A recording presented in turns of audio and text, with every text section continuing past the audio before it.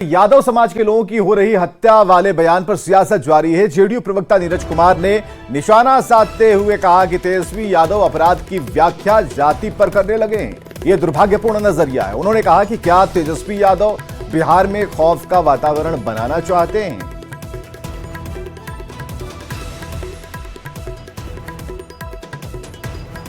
तो बिहार में क्राइम पर सियासी उबाल और तेजस्वी के बयान पर मचा है बवाल। तेजस्वी का बयान दुर्भाग्यपूर्ण है, यह कहना है जेडीयू का। अपराध को जातीय रंग देने की क्या कोशिश हो रही है? तो तेजस्वी के बयान पर यह बवाल है। अपराध को जातीय रंग देने की कोशिश की बात जेडीयू की तरफ से सामने आ रही है।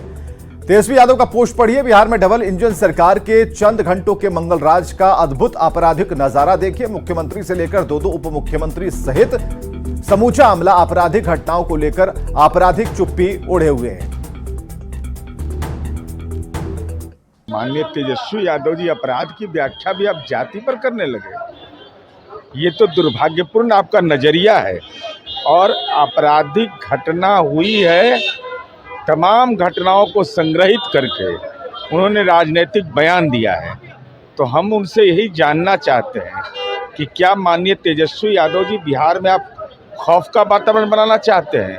तब तो राष्ट्रीय जनता दल के जो नेतागण हैं वो अब नहीं घूमते होंगे, जो डर गए होंगे, बगलामुखी का जाप कर रहे होंगे, हनुमान चालीसा पढ़ रहे होंगे, और बेटियां घर से नहीं निकल रही होगी, महिलाएं घर से नहीं निकल रही होंगी।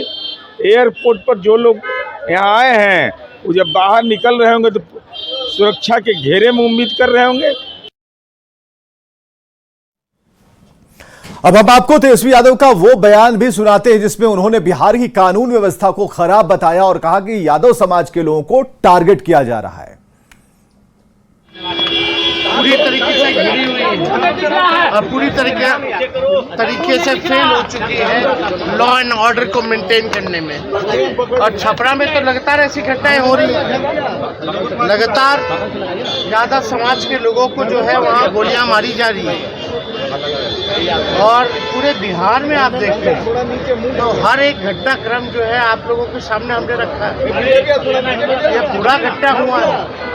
बिहार में पूरी तरीके से अपराधीकरण हो चुका है, अपराध का बोलबाला हो चुका है। किसी को कोई मतलब नहीं है सरकार में बैठे हुए लोगों को कि लॉ एंड ऑर्डर को जो है मेंटेन करें। गया पहुंचे एमएसएमई मंत्री जीतन राम मांझी ने तेजस्वी यादव के बिहार में लॉ एंड ऑर्डर वाले बयान पर हमला बोला और कहा कि 5 साल ठोक कर चलेगी मोदी सरकार और भारत को विश्व की तीसरी बड़ी अर्थव्यवस्था बनाएंगे। लालू प्रसाद जी और तेजस्वी प्रसाद जी कहने का मतलब महागठबंधन की पूर्ववर्ती सरकार जो 2005 के पहले रही है, उनको लॉ एंड ऑर्डर पर बात करने का कोई है जगह? कुछ भी है तो यहाँ पर जो बातें हो रही है, कार्रवाई हो रही है, लेकिन उस समय तो कार्रवाई नहीं होती थी बल्कि सीएम निगोशिएशन होता था। आज वैसा न हो रहा है।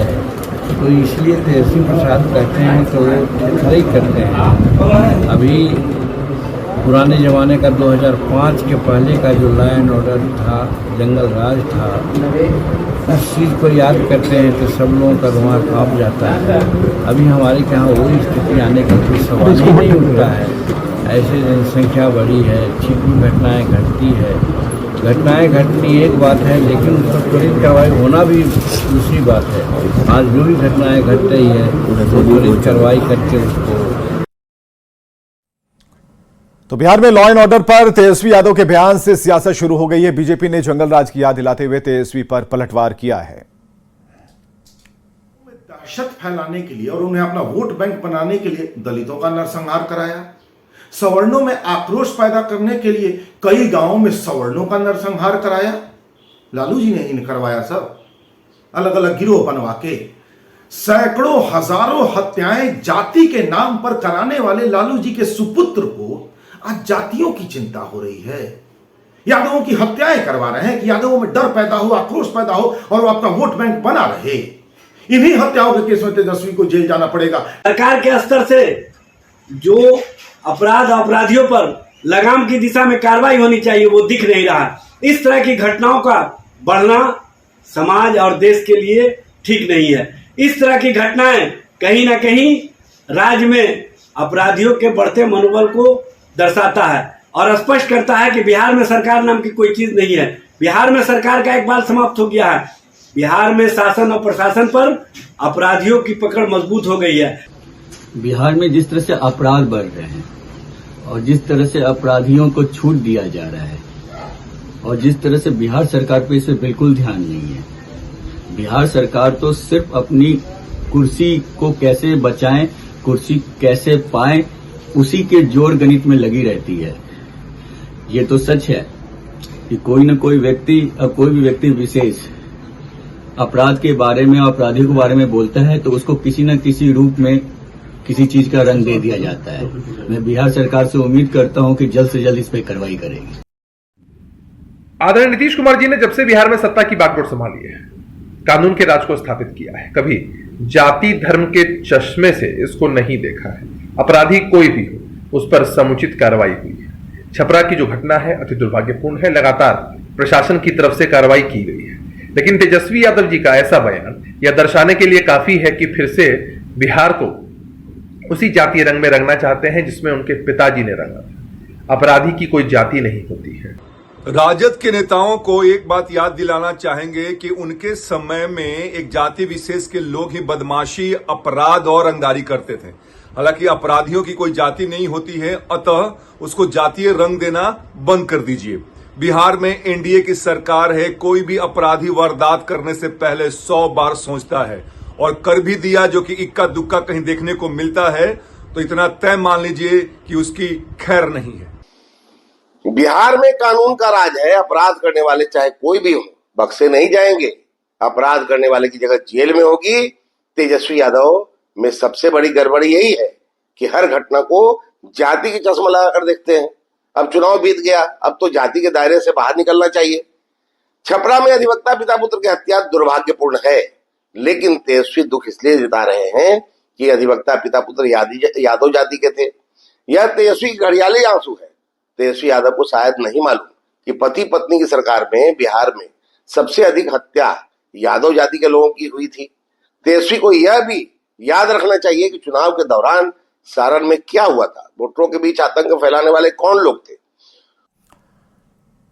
उधर पूर्णिया के रुपौली में उपचुनाव का बिगुल बज गया है। आज से विधानसभा उपचुनाव के लिए नामांकन की शुरुआत हो गई और इसे लेकर प्रशासन की तरफ से हर तैयारी की जा चुकी है। पूर्व विधायक बीमा भारती ने जेडीयू से इस्तीफा देकर आरजेडी के टिकट पर लोकसभा का चुनाव लड़ा था और इस बार आरजेडी की तरफ से बीमा भारती को मैदान में उतारने की तैयारी हो रही है। पूर्णिया सांसद पप्पू यादव ने रुपौली उपचुनाव को सेमीफाइनल बताया और अच्छे प्रत्याशी को सपोर्ट करने की बात कही। चूँकि रुपौली में अभी विधानसभा का उपचुनाव होना है और वहाँ से हमारी पार्टी की बीमा भारती जी निरंतर विधायक रही हैं और अभी नोटिफिकेशन हुआ है और पार्टी के शीर्षस्थ नेताओं द्वारा जो फैसला होगा, जो भी प्रत्याशी होंगे, हम लोग उनको जिताने का काम करेंगे। चुनाव होना है, होगा। हम चाहेंगे कि इस चुनाव से मैसेज जाए कि ये सेमीफाइनल चुनाव था और चंदा चौकड़ी लोग अब खत्म हो गए, नए तरीके की राजनीति बिहार में शुरू हुई। तो हम चाहेंगे कि पुरानी घिसी पीटी राजनीति खत्म हो और एक नई लाइफलाइन जनता और बिहार की शुरुआत हो। उसमें मेरा प्रयास होगा इन चंदा चौकड़ी से अलग कोई एक रास्ता तय। और केंद्र में नई सरकार के गठन के बाद बिहार सरकार भी पूरी तरह से एक्शन मोड में है। 3 महीने बाद आज कैबिनेट की बैठक बुलाई गई। शाम 4:30 बजे से होने वाली बैठक में कई एजेंडे पर मुहर लगने की संभावना और माना जा रहा है कि आज की बैठक में कई विभागों में नौकरियों का पिटारा खुलने की उम्मीद है। स्वास्थ्य विभाग हो, पंचायती राज विभाग और इसके साथ ही शिक्षा और कृषि विभाग में भी खाली पड़े पदों पर वैकेंसी आने की उम्मीद है। अधिक जानकारी दे रहे हैं न्यूज 18 संवाददाता रजनीश कुमार।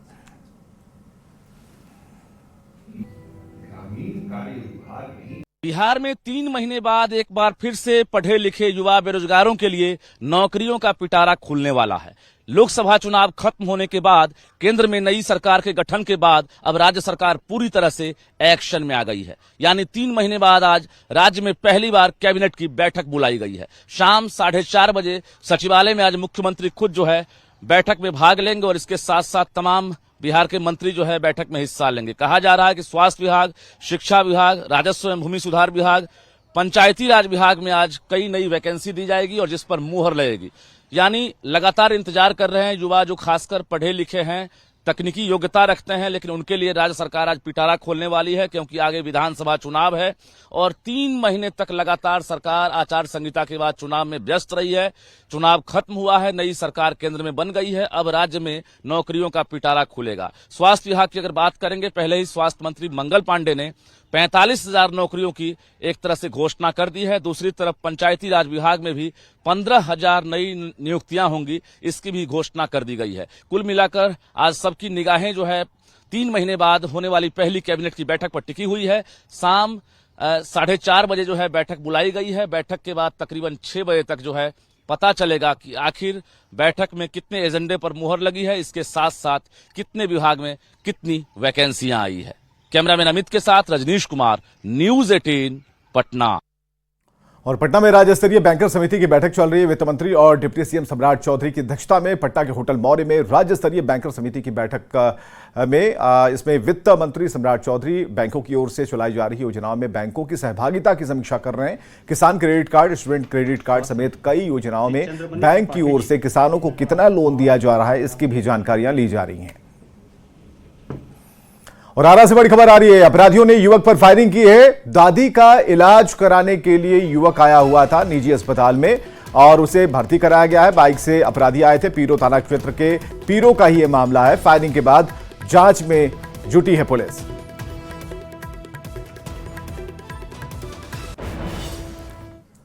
और नवादा से अगली खबर, जहां मुखिया को गोली मारकर उसकी हत्या कर दी गई। पकरी बरावा प्रखंड के बुधौली पंचायत के वर्तमान मुखिया पप्पू मांझी की गोली मारकर हत्या कर दी गई है।